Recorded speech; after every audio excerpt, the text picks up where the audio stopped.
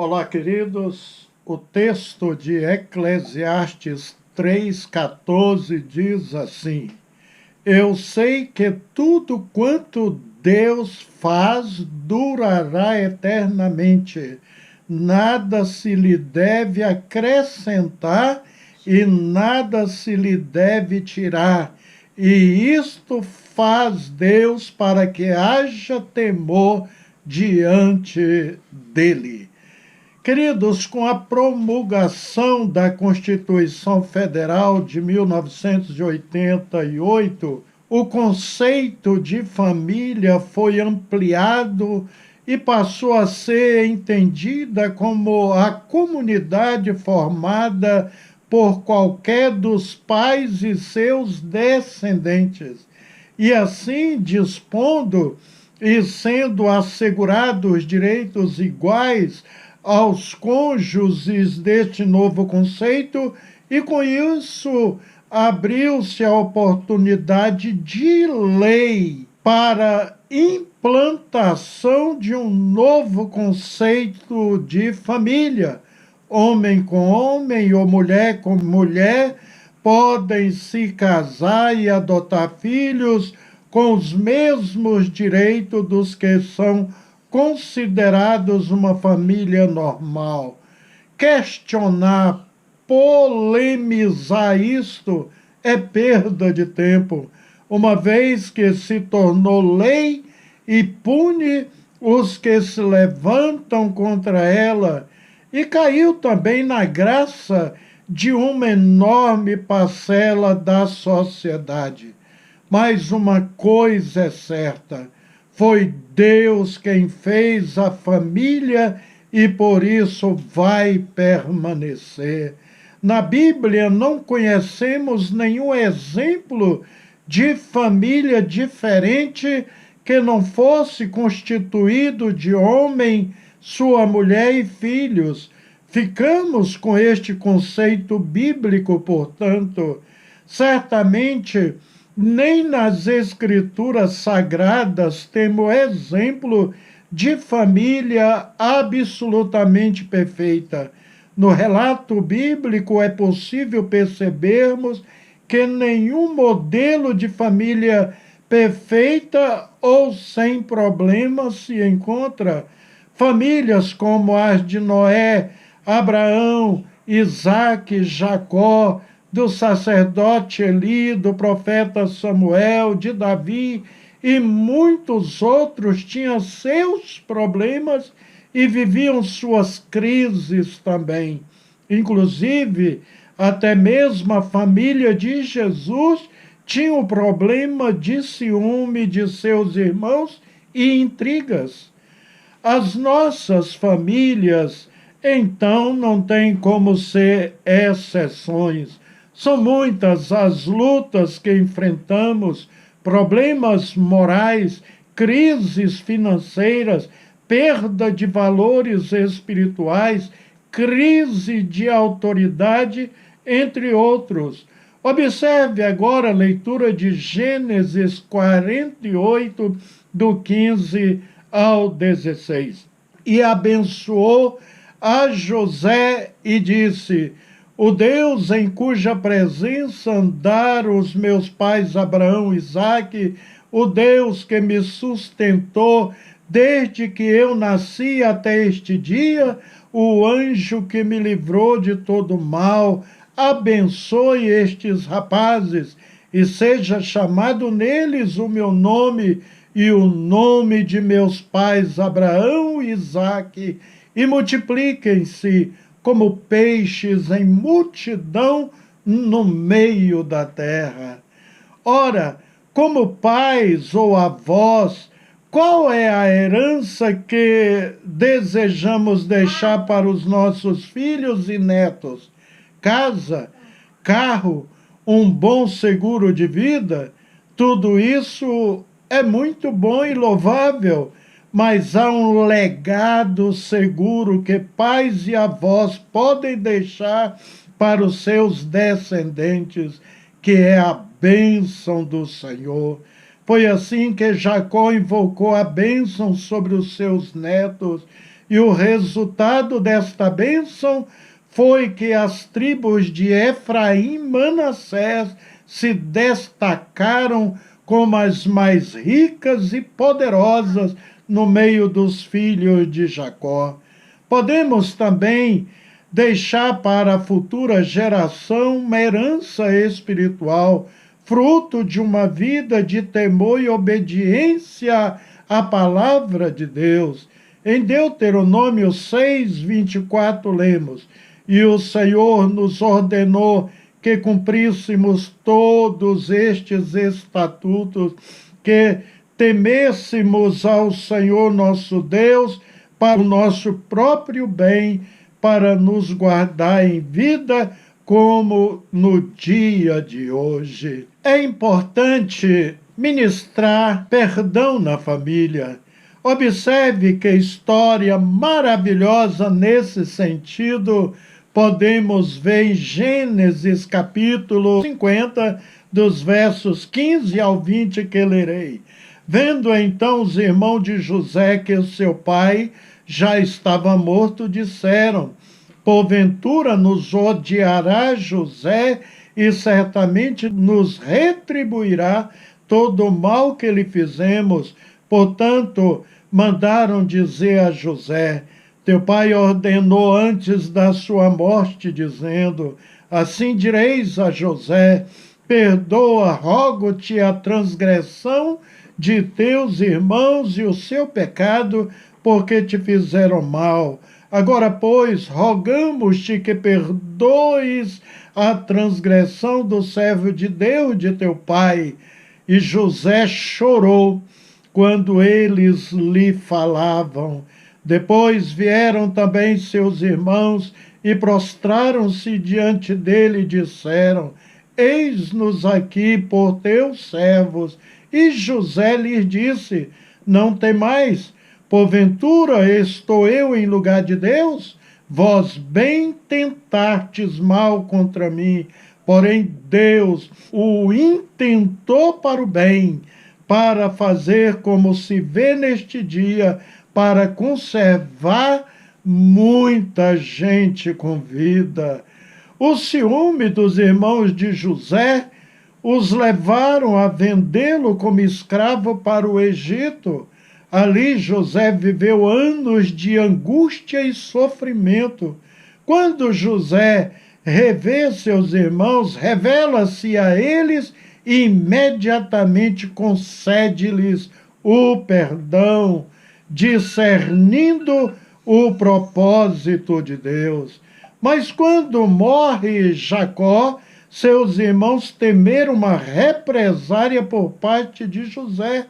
Apresentaram-se a ele como escravos. José, então, mais uma vez lhes declara o seu perdão e amor irrestritos. Sem dúvidas, o perdão de José curou suas almas e restaurou suas vidas. O perdão, queridos, é uma necessidade na família, pois cura, abençoa, reata os laços rompidos e traz paz. Jesus nos desafia a perdoar além do esperado. É preciso praticar o perdão dia após dia. Quando perdemos um ente querido, sentimos bem de perto a dor da separação. Um divórcio na família pode trazer sofrimento equiparado até como morte em família, pois sofre o cônjuge que não queria isso e sofre os filhos dessa separação. Observe as palavras de Jó depois que ele perdeu tudo: bens, filhos, e logo iria perder a saúde. Observe. Então Jó se levantou e rasgou o seu manto, e rapou a sua cabeça, e se lançou em terra, e adorou e disse: nu saí do ventre de minha mãe, e nu tornarei para lá. O Senhor deu e o Senhor tomou. Bendito seja o nome do Senhor. Em tudo isto, Jó não pecou, nem atribuiu a Deus falta alguma. Jó 1, 20, 22. Que palavras, hein, querido? Ele havia perdido tudo, mas conservou sua fé. Nos momentos de perda, Jesus nos encoraja com essas palavras também. Tenho-vos dito isto para que em mim tenhas paz. No mundo tereis aflições, mas tende bom ânimo, eu venci o mundo. João 16, 33. Na leitura de Lucas, capítulo 15, dos versos 11 ao 22, nós temos a história de um filho, o mais novo, que decidiu afastar-se do convívio de sua família, exigiu sua herança, ainda tendo os seus pais vivos, e foi embora. Ocorre que o amor a esse dinheiro não ajudou em nada. Como o dinheiro acaba e com ele os prazeres, amigos e bens, e com as perdas vieram as frustrações e decepções.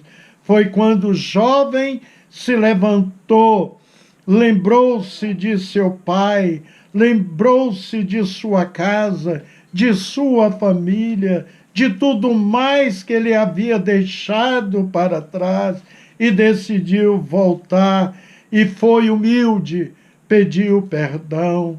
O pai lhe deu não apenas o perdão, mas restaurou a posição de filho. E para mostrar sua alegria, ofereceu-lhe uma festa que compartilhou com seus amigos e vizinhos. Quantos jovens, filhos de crentes, atraídos pelas ofertas tentadoras do mundo e do pecado, abandonaram a casa do Pai Celestial, deixando o convívio da igreja, esquecendo-se da palavra de Deus e se envolveram com todas as práticas pecaminosas. Isto é um perigo tremendo, pois pode morrer neste estado espiritual sem ter tido tempo, como ocorreu como o filho pródigo, que teve tempo de voltar e abraçar o seu pai. Querido, volte para o Senhor, volte para os braços do Senhor, volte para a família de Deus. Grande erro também não importar com os descendentes e a geração futura. Observe a leitura de Gênesis 18, do 18 ao 19. Visto que Abraão certamente virá a ser uma grande e poderosa nação, e nele serão benditas todas as nações da terra, porque eu tenho conhecido e sei que ele há de ordenar a seus filhos e a sua casa depois dele, para que guardem o caminho do Senhor, para agir com justiça e juízo, para que o Senhor faça vir sobre Abraão o que acerca dele tem falado. Abraão deveria se preocupar com ele próprio, mas também diz a Bíblia que ele ordenou seus filhos, os filhos dos filhos, todos os descendentes que nasceriam no futuro. Ele teve tempo suficiente para colocar até seus netos na aliança com Deus. Vejamos aqui, Abraão tinha 100 anos quando nasceu Isaque. Isaque casou-se com 40 anos e, como sua esposa era estéril, esperou milagre de cura dela mais 20 anos. Então, Isaque estava com 60 anos e seu pai Abraão com 160 quando nasceram os netos Esaú e Jacó. E com quantos anos morreu Abraão, queridos? Com 175 anos. Portanto, seus netos, Esaú e Jacó, estavam com 15 anos de idade, suficiente para entender os ensinos de Deus. Ao lermos Hebreus 11, 13, percebemos que na época de Abraão, ele via pela fé que todas as próximas gerações seguiriam os seus passos, todos seguiriam ao Deus Altíssimo. Tudo que tenho que fazer é ensinar meus descendentes a seguirem a Deus. Orar para que o meu descendente já pense nas outras gerações, ou seja, o filho ensina ao neto e o neto ao bisneto e assim sucessivamente. Abraão foi o primeiro a praticar a circuncisão nele e em seus descendentes, para dizer que estava numa aliança com Deus Altíssimo. Mas o irmão pode perguntar, mas pastor, porque nós cristãos, os homens aqui no Ocidente, não praticamos a circuncisão? Bem, queridos irmãos, a circuncisão não é mais feita hoje em dia, pois este sinal da aliança de Deus foi mudada por Jesus Cristo. Jesus instituiu o batismo em lugar da circuncisão. Era esse sinal que deveria ser feito nos discípulos a partir da morte de Jesus na nova aliança. É o que lemos. Ide, portanto, fazei discípulos de todas as nações, batizando-os em nome do Pai, e do Filho e do Espírito Santo. Mateus 28, 19. Portanto, fomos circuncidados em Cristo, já estamos em uma aliança eterna agora, devemos estar comprometidos com as futuras gerações. Nós, pais e avós, temos que nos preocupar com a salvação da nossa família, orando, pregando os ensinos eternos da palavra de Deus. Muitos pais cristãos, além de não terem se preocupado em ensinar a palavra de Deus a seus filhos, não os levaram à igreja, não davam exemplo de vida com Deus para eles, não estão nem aí para a salvação de seus descendentes, não se esforçam nem mesmo orando por eles. Como esperará que seus filhos se salvem?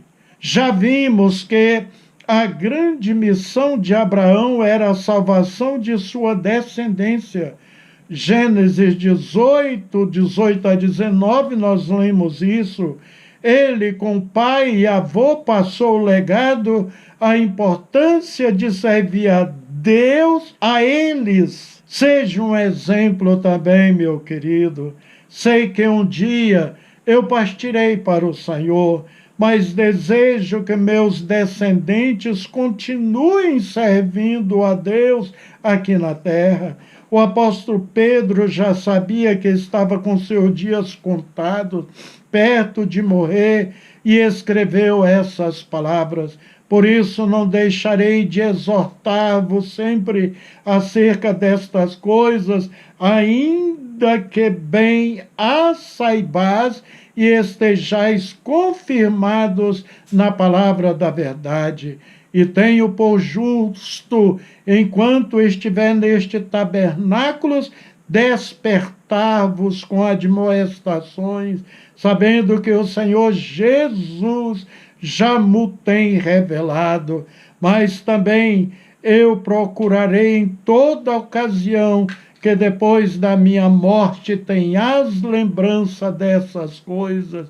2 Pedro 1, 12 ao 15. Então, queridos, Pedro fala em sermos diligentes, em outras palavras, mesmo depois que eu morrer, vocês conservem a lembrança de tudo. Era um pedido de um servo de Deus que suas gerações não esqueçam de Deus. Depois que você partir para o Senhor, seus descendentes devem continuar servindo a Deus. Queira-os no céu com você, meu querido irmão. Amém? Oremos ao nosso Deus. Pai querido, Deus de imensa bondade e misericórdia, ajuda-nos a sermos uma família equilibrada, uma família abençoada, uma família de Deus. Ajuda-nos a andar seguindo os teus preceitos, Senhor, vivendo de forma que lhe agrada. Não permita a ingerência do nosso inimigo nos nossos lares. Queremos ter um lar bíblico, um lar onde Cristo é o centro. Em nome de Jesus Cristo. Amém. Queridos, um abraço fraterno, que Deus os abençoe grandemente.